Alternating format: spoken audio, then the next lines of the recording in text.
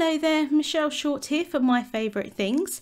Today I'm creating a Love You card using the die cut inlay technique. So I'm starting off with a panel of white cardstock. This is 4 inches by 5 1/4 inches, and I'm using some post-it tape just to temporarily adhere that onto my craft mat so that it doesn't shift while I do the ink blending on top. I've got the Heart Extraordinaire Stencil here that was part of the January release. I absolutely love these Extraordinaire stencils. They're really helpful. I find them very versatile. And I'm going to do some ink blending inside. So this is going to work as my mask. I'm again just adhering that down so that it doesn't move. And then I'm going to do the ink blending inside with Distress inks. I'm using Distress inks today because I want to add some water droplets and you get that really nice reaction with the water. My first colour here is Twisted Citron, and I'm using some ink blending brushes and just blending that on. I want to have some really bright, vibrant colour on a couple of the edges here. That's why I'm using the Twisted Citron. I think it's a really kind of bright colour. And then I'm going to go in with the Blueprint Sketch.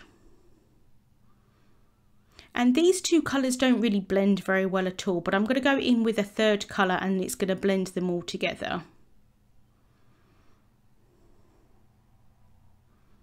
So now I'm going to go in with the Mermaid Lagoon colour. And like I said, this is going to blend the shades together. I do go over quite a bit of the Twisted Citron, so it is going to dull the colour a little bit, but you do see that kind of bright shade right on the edges, and I really like that.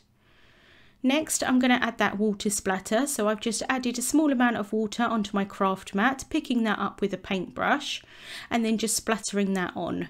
And I'm trying to make sure that I stay kind of right up above the stencil so that none of the water kind of creeps in underneath it. So I'm just going to dab off the excess water, and then I'm going to remove that stencil pretty quickly, like I said, just to make sure that there's no water droplets underneath, which might smudge the ink.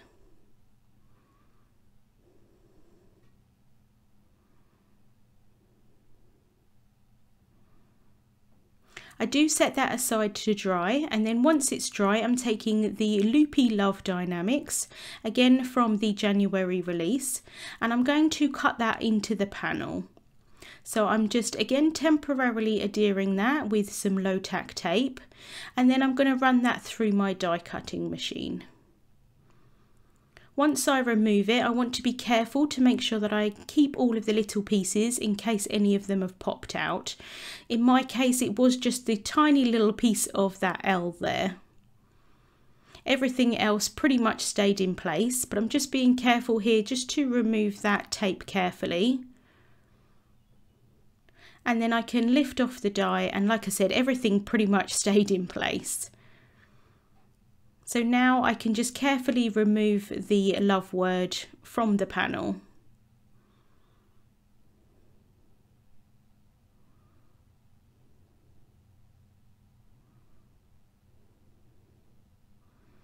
Next, I'm going to take some printer paper. This is just scrap paper. I've just cut it down to fit onto the back of the panel, and I'm adding some tape runner on top, and this is going to give the pieces something to stick to. So just adding that onto the back. And then I have cut the Loopy Love Die-namics again another 3 times from white cardstock this time.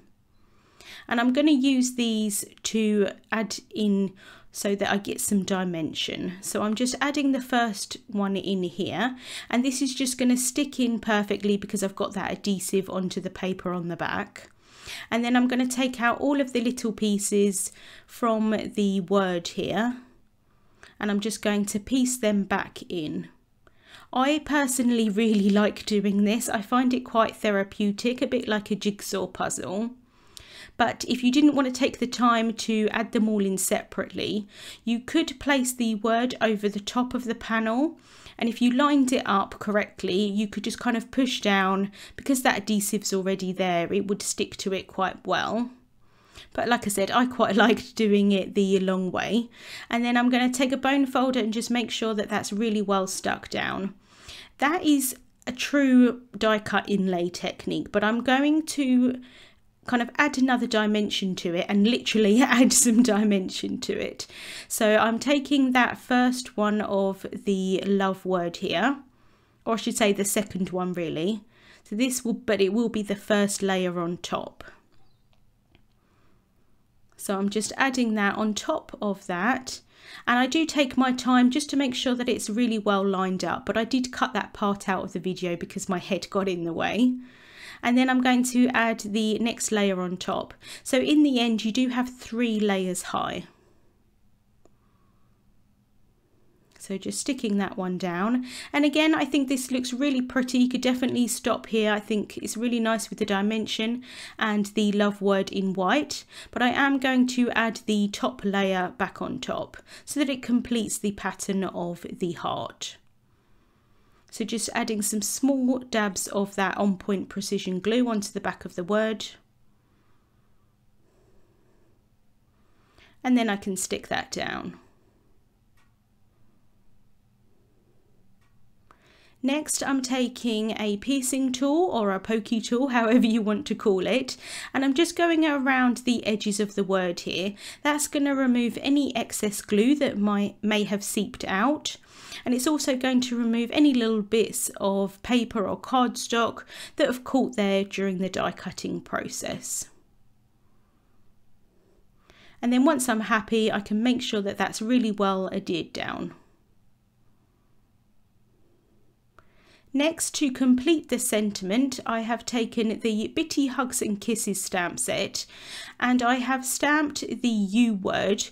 There are lots of different sentiments in that set with the word you incorporated in it. So I just masked off the rest of the words, stamped out that onto some black licorice cardstock, heat embossed that with white embossing powder, and then I cut that with a skinny strips Die-namics and just added that on with some tape runner. Here I'm adding foam tape onto the back of the panel, and I've added that onto a Cornflower card base. That is an A2 sized card base, which is a finished size of 4¼ inches by 5½ inches. So I do have quite a lot of dimension on this card. Next, to finish off, I'm just adding in some clear droplets. I thought that they would work quite nicely with the splatter onto the heart there. And then once that glue dries, it's going to dry completely clear and you won't see any of the white underneath those droplets. And so that's the card finished for today. I do like that added dimension that you get by popping up that inlay. Links to the products that I used will be in the description bar here on YouTube. Thank you so much for watching, and I hope you have a wonderful day.